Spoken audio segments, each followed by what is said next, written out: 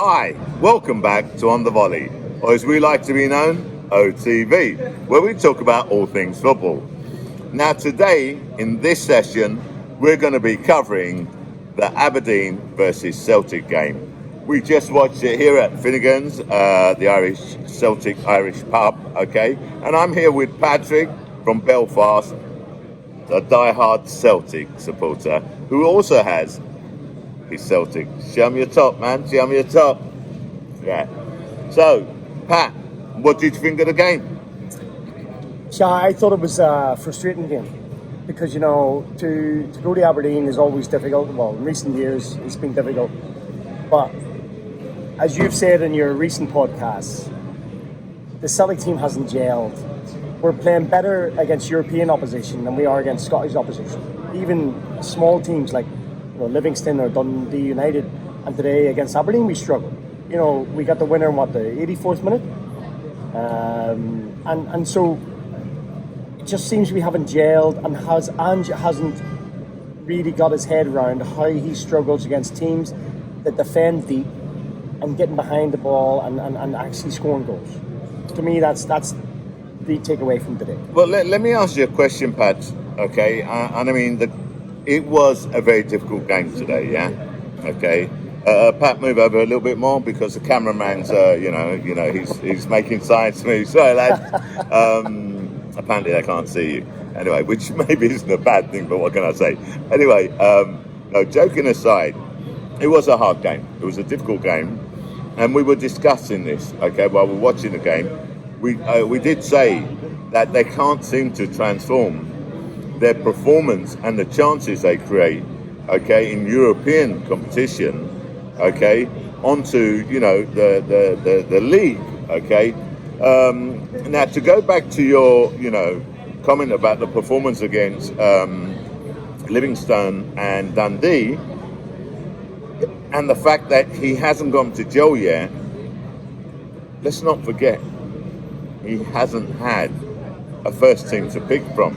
A lot of players have been out injured.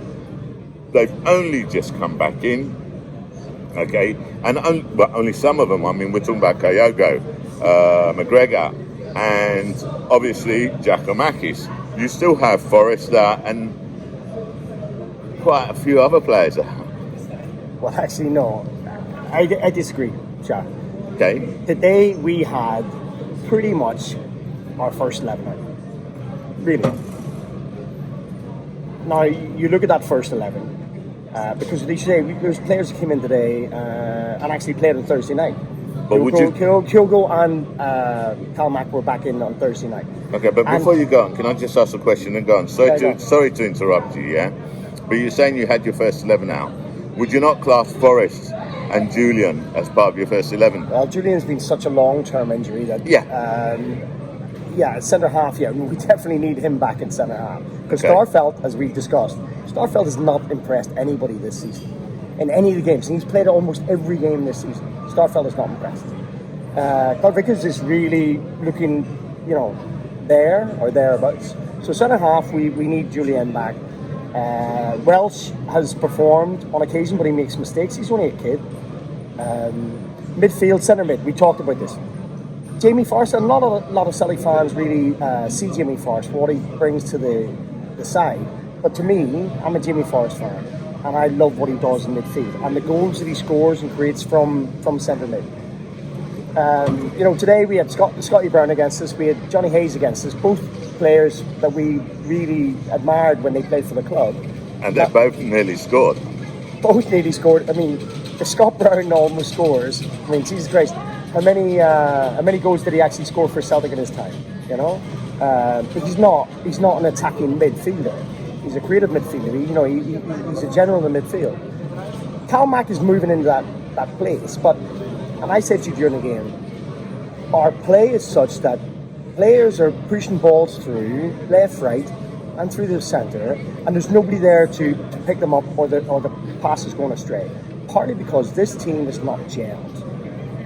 And the gelling takes place on the training park, and it takes place against reasonably quality opposition in Scottish terms in the league.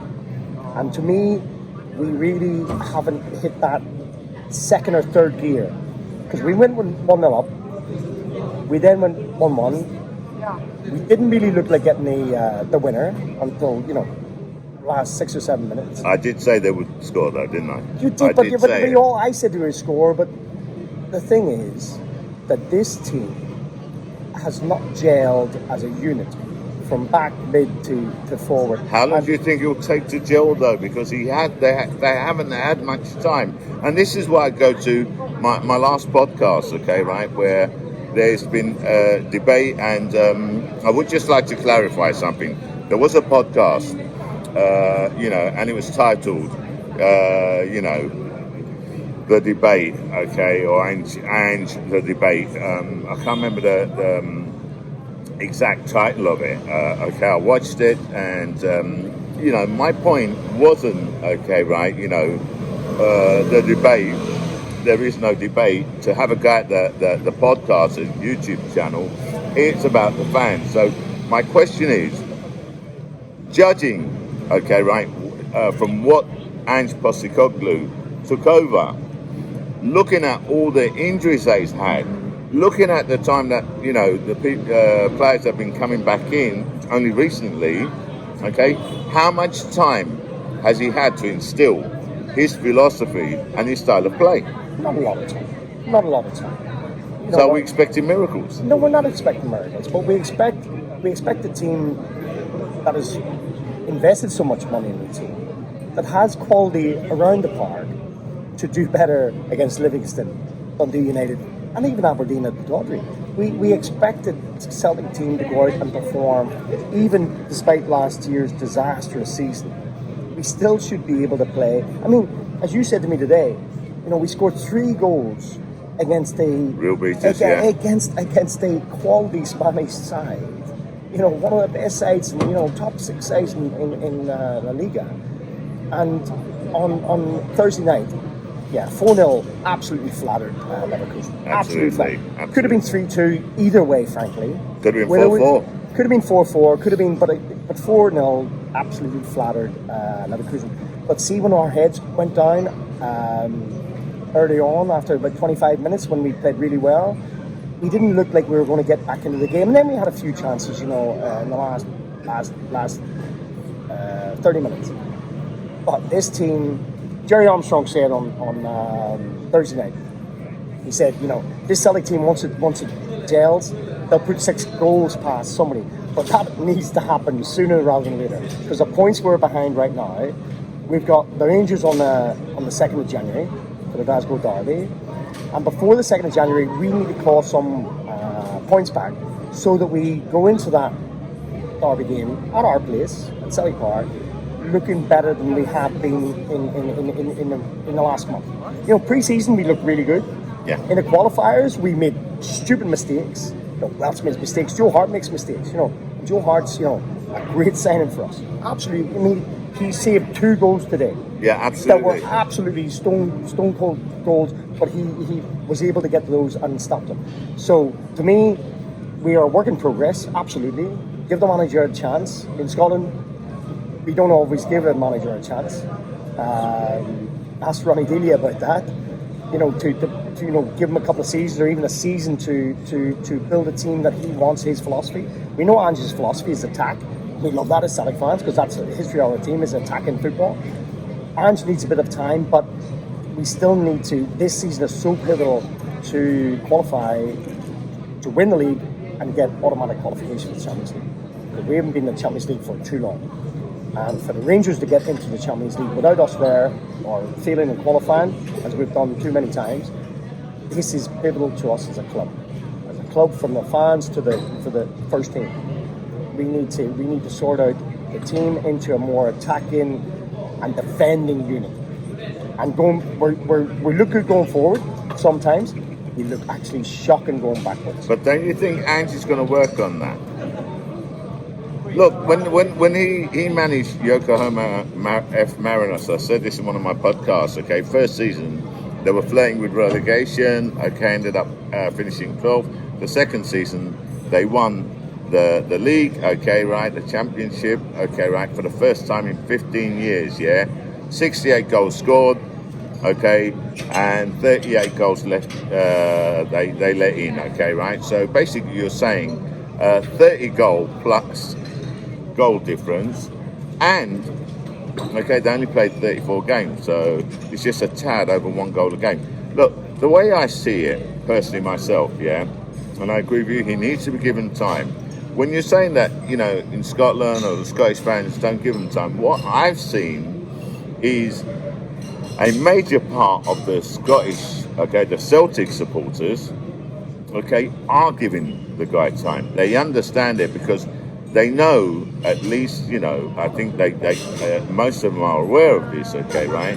And he's always a success in the second season. The first season is a bedding in process. And I agree, yeah, of course, everyone wants to win the league. Everyone wants automatic qualification for the Champions League. But he has to have the resources to do it. What do you think of the board? Are they backing him? Will they back him in January? We've also discussed it, but the money we've had coming in and going out over the last 5 seasons. Some big players have gone out. Tierney and the rest, Van Dijk. A lot of years ago, but I think Edward, Ryan Christie. Exactly. We've spent a bit of money this close season and got 11 new players in. I think it is 12, I believe. 12. Yeah. 11 or 12. For by Scottish terms, reasonable amounts of money, and most of them, apart from Starfelt, looks like good buys. But I'm not going to talk about the board. I agree. I don't want to talk about the board. I'd rather talk about the team and how they're playing on the park and how the manager is dealing with the okay. So the pressures around it. let me ask you a question so we can close this session. Yeah. Do you have faith in Ange? Yes, 100%. Will you give him time? No, 100%. But there's a caveat. There's a caveat on that, Shah. The caveat is that we need to be much closer this season, and I mean going to May, compared to last season. Well, we need to be showing progress. We need to be showing progress in Scotland, but also in our final, 4 European League games, particularly against the Hungarians. We need to show progress on the park in that department as well. So we'll see how the next couple of months go until the 2nd of January. And 2nd of January is a massive test against them. We need 3 points in that game. That's a given right there. But if he fails to close the gap on them in the next 2 odd months and fails to beat them at our place on the 2nd of January, then he's going to be on massive pressure. And the fans that are giving him a little bit of trust now are going to turn, and that's just the way it is in summer. It's just the way it is. He needs to beat them on the 2nd of Jan and needs to close that present gap down to touching distance, because otherwise he will be under massive pressure from the start. Okay, I hear you, Pat. Okay, right. Although I don't think it should be that difficult. I mean, seeing as last season, okay, there was a 25-point difference. Okay, right. He should be able to improve on that. Well, no, but I mean massively improving that to be within a couple of points, and if we lose the league this season, which isn't a given by any stretch of imagination, I think we've got a squad there that can get to them and get past them. 2nd of January is a massive game for us. It's a massive game for them. They know that. The next couple of months, 3rd of January, I think we'll know where we are as a club, as a squad, as a team, with a manager that leading us the way he is leading us now. The 3rd of January, we'll know where this season is headed, much better than we do right now. Because, like you say, early days. It's only a few months into his reign as our leader, and we need to see how the next couple of months go. We need to improve. We need to improve against average Scottish opposition. Massively improve against average Scottish opposition. Because losing points against them is one thing, but losing points against Dundee United, that's pretty much unacceptable. All right, I hear you. Listen, I'll just I'm going to say one thing and then we'll leave it at that. Yeah, I predicted that Celtic would beat Aberdeen. It was hard work, okay, right? And at the end, you know, I had a little bit of doubts. I was still sure, but, you know, the doubts were coming in because I couldn't see where the goal was coming from, but I had faith. And hopefully they'll kick off from there. Look, I have faith in Ange. I've said in every podcast, the guy needs to be given time. He needs to be given this season. He needs to be backed by the board, especially in January. Ange takes no prisoners. The players that don't cut it will be out, and he'll bring other players in. So I say keep the faith. Anyway. Can I just say as a final comment? He doesn't take prisoners, but Starfelt is underperforming. And I have Welch in there right now, and Julian, obviously, when he comes back. Starfelt, why is he sticking with Starfelt a second? That's my last comment. Well, we'll see. I'm pretty sure he'll make his mind up on that. Anyway, I'd just like to thank everyone for watching this session. Please, in the comments, let us know what you think about Pat's comments, okay? Let us know what you think about my comments, okay, right? You know, I mean, it's a debate, okay, right? We can agree to disagree. Everyone's open to opinion. We're basically talking the same language anyway. We were talking about it during the game. If you haven't subscribed as yet, please subscribe. Pat, I'd like to thank you, okay, right, for your time. And from me, Shah, I'm out.